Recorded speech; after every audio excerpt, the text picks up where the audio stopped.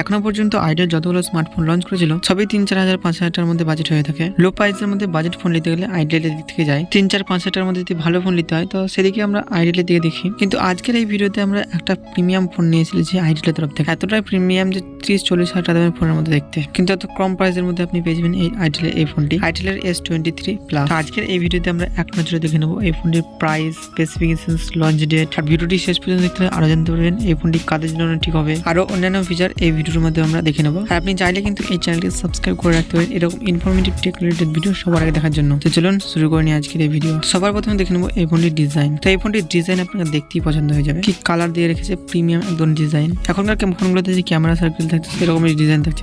Camera মডিউলের design পুরো আইফোনের মতো, কিন্তু আইফোনের তুলনায় সাইজ একটু বড় হয়ে গেছে। ক্যামেরা মডিউলের সাইজ আর একটু ছোট হলে বেশি ভালো হতো। ব্যাক কভার ইউজ করে একদম আইফোনের মতো। আর এই ফোনটির নিচের দিয়ে বডিতে সুপার লেখা আছে। এই ফোনটি ম্যাক ফিনিশের সঙ্গে থাকায় আঙুলের ছাপও পড়বে না। এখানে দুটো ক্যামেরা দেওয়া আছে, 3 নম্বরের প্লাস দেওয়া আছে। এই ফোনটির ক্যামেরা ডিজাইন অনেকটা বড় এবং প্রিমিয়াম পেয়ে যাবেন। সাইডের কার্ড ডিজাইনের সঙ্গে এই ফোনটির ইনহ্যান্ড ফিলও কিন্তু অনেক প্রিমিয়াম। আর ফোনটির ওজন থাকছে প্রায় 180 গ্রামের আশেপাশে। তো এই ফোনটি একদম লাইট ওয়েট এবং প্রিমিয়াম থাকছে। এই ফোনটির প্রাইস অনুযায়ী কিন্তু এর ডিজাইন অনেক প্রিমিয়াম। এই ফোনটির ডিজাইন দেখে লাগবে না যে 13-14 হাজার টাকার মধ্যে ফোন। সো এরপরে আমরা দেখে নেবো এই ফোনটির ডিসপ্লে। এখানে 6.78 ইঞ্চি অ্যামোলেড ডিসপ্লে থাকছে, আর এর সাইডে কার্ড ডিসপ্লে ব্যবহার করা হয়েছে। আর এই ফোনটির পিক ব্রাইটনেস দেওয়া আছে 500 নিট। তো ব্রাইটনেস কিন্তু অতটা বেশি দেওয়া নেই, যে কারণে ইনডোরে আপনি ব্রাইটলি ইউজ করতে পারবেন না। আর ডিসপ্লে রেগুলেশন হচ্ছে 1080x2400 পিক্সেল, 388 ppi। আর এই ফোনটি প্রোটেকশন হিসেবে ব্যবহার হচ্ছে কর্নিং গোরিলা গ্লাস 5 এর প্রোটেকশন। এই ফোনটিতে গেমিং এক্সপিরিয়েন্স কন্টেন্ট আছে, ভালো পারফরমেন্স পেয়ে যাবেন আপনি। তো এই প্রাইসের মধ্যে ডিসপ্লে কিন্তু অনেক কিছু দিয়ে রেখেছে। কর্নিং গোরিলা গ্লাসের প্রোটেকশন থাকছে, সিকিউরিটির জন্য ব্যবহার করছে আন্ডার ডিসপ্লে ফিঙ্গারপ্রিন্ট। আর এই ফোনটির ফিঙ্গারপ্রিন্ট সেন্সরও কিন্তু যথেষ্ট ভালো। তো এই প্রাইসের মধ্যে কিন্তু ডিসপ্লেতে এত কিছু দিবে ভাবা যায় না। তো এরপরে আমরা দেখে আসি এই ফোনটির পারফরমেন্স। এই ফোনটিতে আউট অফ দ্য বক্স হচ্ছে Android 13,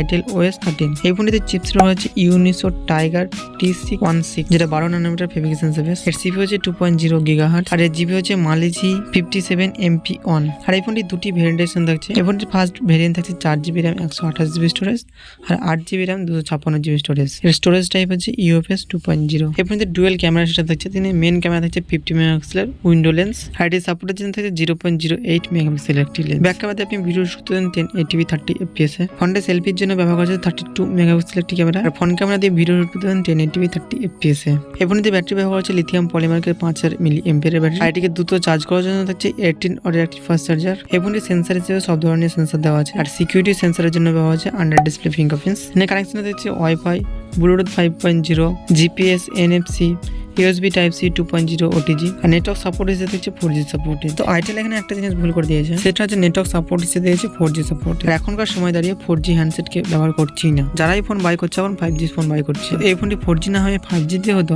তাহলে সবারই বেস্ট চয়েস বলে মানা যেত, কিন্তু এখানে 4G সাপোর্ট হয়। এই ফোনটিতে একটু ঘাটতি থেকে গেছে। অলমোস্ট এই ফোনটির প্রাইস দেখতে গেলে সবকিছু ঠিকঠাকই থাকছে, একদম premium design, card display, camera model কিন্তু অনেকটা ইউনিক ডিজাইন। সব কোম্পানিকে তো দেখতে হবে, এই প্রাইসের মধ্যে সবকিছু তো দেওয়াটি সম্ভব নয়, তো একদিক থেকে কম রেখেই দেবে। এই ছিল আইটেল S23 প্লাস এর একটি ফুল রিভিউ ভিডিও। আর এই ফোনটিকে নিয়ে আপনার কি মতামত কমেন্টে অবশ্যই জানাবেন। আর এই ভিডিওটি ভালো লাগলে লাইক করবেন, চ্যানেলটিকে সাবস্ক্রাইব করবেন। দেখা হচ্ছে আবার নতুন কোনো ভিডিও নিয়ে। সকলে ভালো থাকবেন, এতটুকুই।